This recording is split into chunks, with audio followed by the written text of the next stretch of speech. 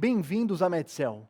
Hoje nós vamos conversar sobre os principais tópicos, sobre um resumo dentro do estudo da hipertensão da aula Conceitos Fundamentais. Então, nessa apresentação, nós vamos dizer apenas os itens mais importantes relacionados a esse primeiro capítulo da hipertensão, ok? Então, hipertensão arterial sistema, resumo, pontos principais. Primeiro deles que eu quero chamar a atenção de vocês, epidemiologia. Pessoal, não é à toa que hipertensão sempre cai nas provas e que é uma das patologias que a gente mais vai ver no consultório, de qualquer especialidade clínica. Por quê? Prevalência, 30% da população. Então é uma doença extremamente prevalente. Mais importante ainda, cerca de 15% desses 30%, ou seja, metade dos pacientes hipertensos nem sabe que eles têm hipertensão. A hipertensão é desconhecida. Então, daí a recomendação de que toda consulta médica é uma oportunidade da gente fazer esse diagnóstico através da medida da pressão arterial. Ok? Bom, essa é a tabela da diretriz da Sociedade Brasileira de Cardiologia que classifica a pressão arterial. O estágio 1, que já documenta hipertensão arterial sistêmica, começa na pressão sistólica de 140 e na diastólica de 90. E é importante diferenciar os pacientes em estágio 1, estágio 2 e estágio 3, porque isso vai ter relação lá na frente com a estratificação do risco desse paciente. E depois, numa outra aula, com a estratégia das metas e do plano terapêutico para a gente tratar estes pacientes, ok? Muito bem.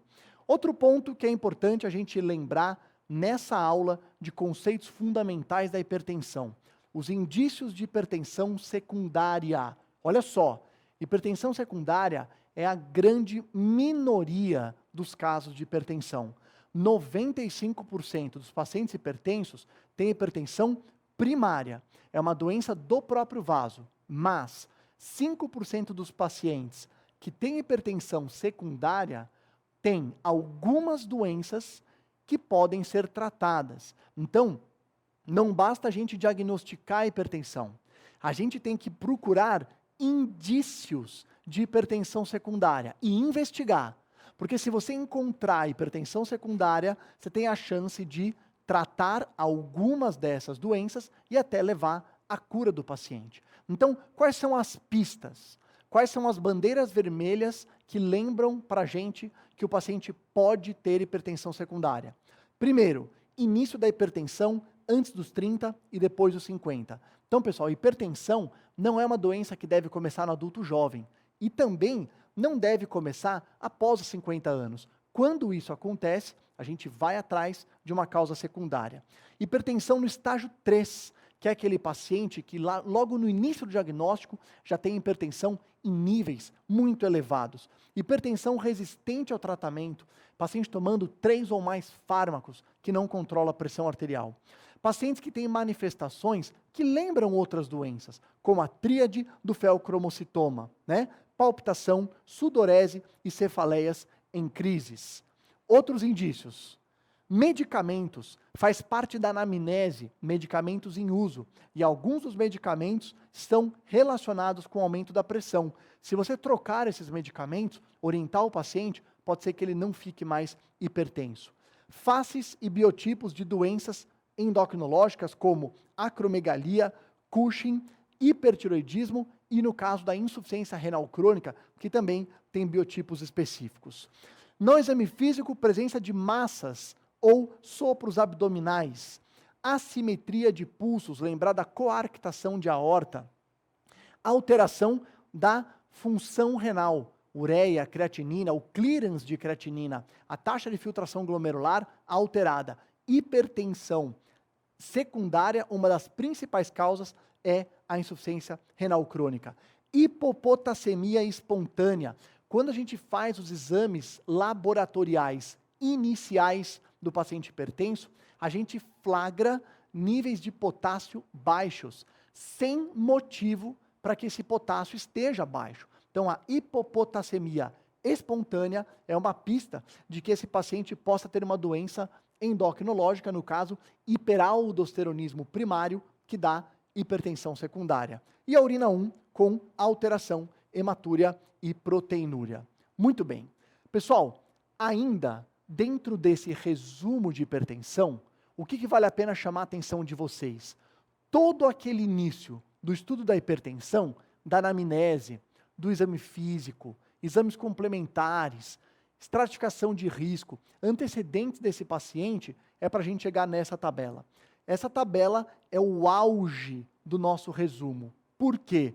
Porque ela permite relacionar fatores de risco com os níveis pressóricos e vai determinar se este nosso paciente tem um risco baixo, um risco moderado e um risco alto cardiovascular.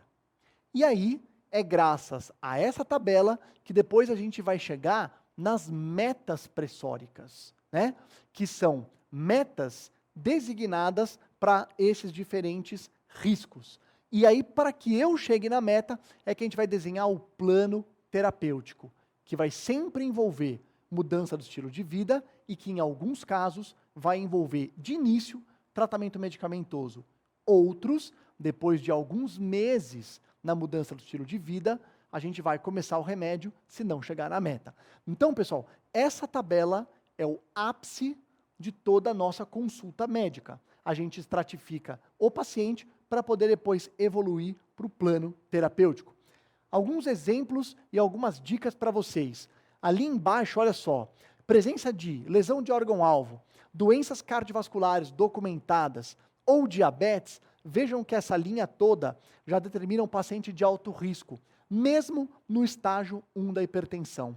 Isso é importantíssimo e tomem cuidado especialmente com diabetes. Diabetes é doença definidora de aterosclerose. Então, se vocês virem num enunciado, numa questão, vários itens relacionados ao paciente, e um deles sendo diabetes, você não precisa se preocupar. Aquilo é uma dica de que esse paciente já é um paciente de alto risco por si só.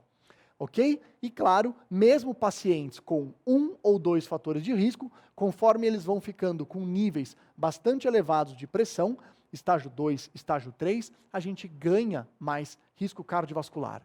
Perfeito? Muito bom. Pessoal, esse foi o resumo dos conceitos fundamentais da hipertensão. Até a próxima.